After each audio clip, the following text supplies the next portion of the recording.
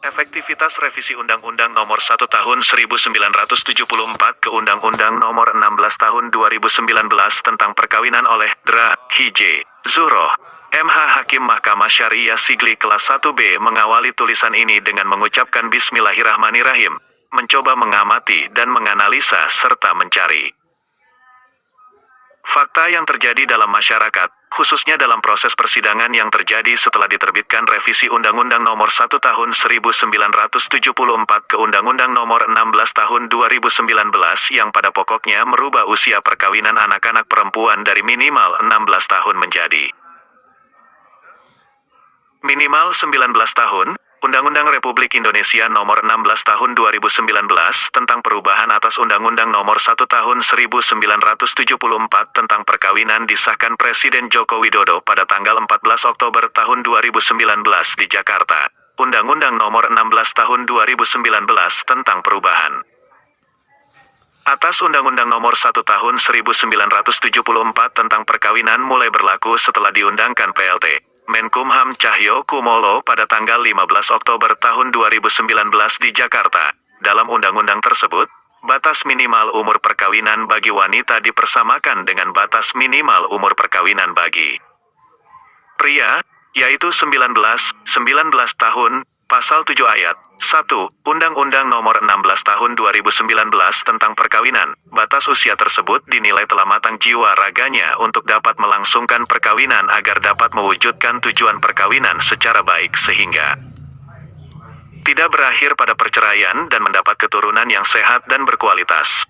Pertimbangan Undang-Undang Nomor 16 Tahun 2019 terkait kenaikan batas umur yang lebih tinggi dari 16 tahun bagi wanita untuk kawin antara lain bahwa perkawinan pada usia anak menimbulkan dampak negatif bagi tumbuh kembang anak dan akan menyebabkan tidak terpenuhinya hak dasar anak seperti hak atas perlindungan dari kekerasan dan diskriminasi, hak sipil anak, hak kesehatan, hak pendidikan, dan hak sosial anak. Diharapkan, dengan perubahan usia tersebut akan mengakibatkan laju kelahiran yang lebih rendah dan menurunkan risiko kematian ibu dan anak. Selain itu juga dapat terpenuhinya hak-hak anak sehingga mengoptimalkan tumbuh kembang anak termasuk pendampingan orang tua serta memberikan akses anak terhadap pendidikan setinggi mungkin. Dalam ketentuan pasal 28B Undang-Undang Dasar Negara Republik Indonesia tahun 1945, dicantumkan bahwa setiap orang berhak membentuk keluarga dan melanjutkan keturunan melalui perkawinan yang sah serta negara menjamin hak anak atas kelangsungan hidup,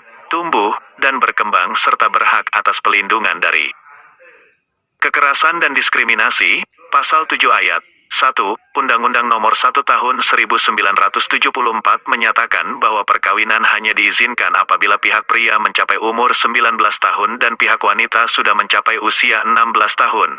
Ketentuan tersebut memungkinkan terjadinya perkawinan dalam usia anak pada anak wanita, karena dalam pasal 1 angka 1, Undang-Undang Nomor 35 Tahun 2014 tentang perubahan atas Undang-Undang Nomor 23 Tahun 2002 tentang perlindungan anak didefinisikan bahwa anak adalah seseorang yang belum berusia 18 tahun, termasuk anak yang masih dalam kandungan. Perubahan usia anak perempuan telah melampaui batas usia anak menurut Undang-Undang Perlindungan Anak. Sehingga dalam hal ini, realita di masyarakat tidak berbanding lurus dengan nilai-nilai perubahan yang dimaksud yang ternyata agak rancu antara Undang-Undang Nomor 16 Tahun 2019 tentang perkawinan dan Undang-Undang Nomor 35 Tahun 2014 tentang perlindungan anak Jo Undang-Undang Nomor 11 Tahun 2012 tentang SPPA, Sistem Peradilan Pidana Anak. Mahkamah Syariah Sigli telah memeriksa banyak perkara dispensasi kawin, izin kawin bagi anak di bawah umur, yang didaftarkan di Mahkamah Syariah Sigli dan penambahan perkara dispensasi kawin di Mahkamah Syariah Sigli menjadi melonjak secara drastis sejak diundangkan pada tahun 2019, dengan perbandingan sebagai berikut. Pada tahun 2016 3 perkara pada Tahun 2017 3 perkara, pada tahun 2018 12 perkara, pada tahun 2019 35 perkara, pada tahun 2020 136 perkara, dan ini adalah jumlah yang sangat luar biasa mengalahkan jumlah perkara cerai talak dalam tahun tersebut. Sampai pertengahan Maret tahun 2021 perkara dispensasi kawin yang masuk di MS Sigli mencapai 26 buah perkara, disidangkan dengan hakim tunggal sesuai SEMA nomor 5 tahun 2019, dan disidangkan sebagaimana aturan dalam sistem peradilan pidana anak, SPPA, untuk menyidangkan perkara dispensasi kawin, karena berhadapan dengan anak. Seyogyanya hakim yang ditunjuk haruslah hakim yang telah mengikuti diklat sertifikasi hakim anak, SPPA, dan memiliki sertifikat hakim anak. Kecuali pada pengadilan agama, mahkamah syariah tersebut tidak memiliki hakim yang mempunyai sertifikat hakim anak, berdasarkan analisa di lapangan dan hasil survei di persidangan, maka ditemukan fakta-fakta terhadap dampak revisi Undang-Undang Perkawinan Nomor 1 Tahun 1974 ke Undang-Undang Nomor 16 Tahun 2019, yang mengubah umur perkawinan anak perempuan dari umur minimal 16 tahun menjadi 19 tahun, yang antara lain adalah sebagai berikut. Terjadi lonjakan perkara permohonan dispensasi kawin secara drastis di Mahkamah Syariah Sigli sejak dilakukan revisi, menambah beban masyarakat dalam menyikapi revisi Undang-Undang Perkawinan tersebut, karena bila masyarakat ingin menikahkan anaknya yang belum berumur 19 tahun harus mengajukan permohonan dispensasi kawin ke Mahkamah Syariah dengan kewajiban mengikuti segala prosedur berperkara. Di samping itu pula, ada beban biaya yang harus dikeluarkan masyarakat, baik dalam mendaftarkan perkara maupun untuk akomodasi dan transportasi. Adapun faktor yang menyebabkan masyarakat pencari keadilan melakukan permohonan dispensasi kawin antara lain adalah sebagai berikut.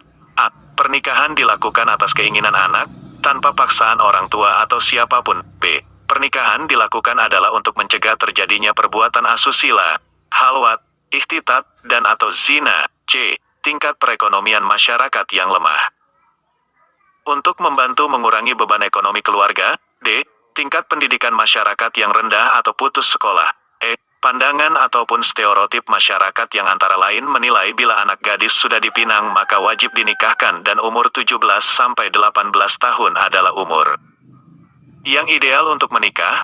Artinya orang yang secara undang-undang masih disebut anak tidak dianggap anak-anak lagi oleh masyarakat, tetapi sudah dewasa dan harus mandiri. F. Karena umur anak sudah dewasa, terutama yang telah berumur 18 tahun dan telah menamatkan studinya pada tingkat menengah atas, dan ingin berumah tangga. Revisi Undang-Undang Perkawinan dengan menambah ambang batas umur perkawinan bagi anak perempuan pada faktanya menimbulkan kemudaratan bagi masyarakat pencari keadilan dan berdampak dalam pelaksanaannya yang berbanding terbalik dengan harapan undang-undang, mengingat usia anak sesuai dengan Undang-Undang Nomor 23 Tahun 2002 Pasal 1 Ayat 1, anak adalah seseorang yang belum berusia 18 tahun, termasuk anak yang masih dalam kandungan, maka ditetapkan umur perkawinan minimal 19 tahun adalah melebihi umur anak daripada ketentuan undang-undang. Lalu pada pasal 2 disebutkan, penyelenggaraan perlindungan anak berasaskan Pancasila dan berlandaskan Undang-Undang Dasar Negara Republik Indonesia tahun 1945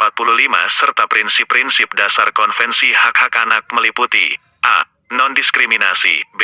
Kepentingan yang terbaik bagi anak. C. Hak untuk hidup, kelangsungan hidup, dan perkembangan. Dan D. Penghargaan terhadap pendapat anak. Kemudian dalam pasal 3 disebutkan bahwa perlindungan anak bertujuan untuk menjamin terpenuhinya hak-hak anak agar dapat hidup, tumbuh, berkembang, dan berpartisipasi secara optimal sesuai dengan harkat dan martabat kemanusiaan, serta mendapat perlindungan dari kekerasan dan diskriminasi, demi terwujudnya anak Indonesia yang berkualitas, berakhlak mulia, dan sejahtera. Selanjutnya pasal 4 disebutkan, setiap anak berhak untuk dapat hidup, tumbuh, berkembang, dan berpartisipasi secara wajar sesuai dengan harkat dan martabat kemanusiaan, serta mendapat perlindungan dari kekerasan dan diskriminasi. Pernikahan adalah gerbang menuju masa depan bagi setiap insan. Mempunyai pasangan yang sah adalah ikatan yang suci, untuk merajut kebahagiaan hakiki di hari akhir nanti. Oleh karena itu banyak hal yang perlu diperhatikan dalam menentukan batas usia minimal perkawinan. Untuk efektivitas pemberlakuan revisi Undang-Undang Perkawinan tersebut yang menyangkut usia minimal perkawinan membutuhkan berbagai pemenuhan, antara lain pemerintah sebaiknya terlebih dahulu memberikan pelayanan pendidikan yang merata bagi seluruh rakyat. Sampai ke pelosok desa seperti wajib belajar 9 tahun itu dengan benar-benar dapat diterapkan seluruhnya. Kemudian harus pula diiringi peningkatan ekonomi masyarakat secara signifikan dan menyeluruh serta sosialisasi yang menyentuh. Melihat begitu meningkatnya laju perkara dispensasi kawin di mahkamah Syariah Sigli dan Pengadilan Agama seluruh Indonesia, dapat disimpulkan bahwa secara de facto revisi Undang-Undang Perkawinan Nomor 1 Tahun 1974 menjadi Undang-Undang Nomor 16 Tahun 2019 mengenai penambahan batas minimal usia perkawinan anak perempuan dapat dinilai tidak efektif dan membutuhkan evaluasi mendalam. Demikian.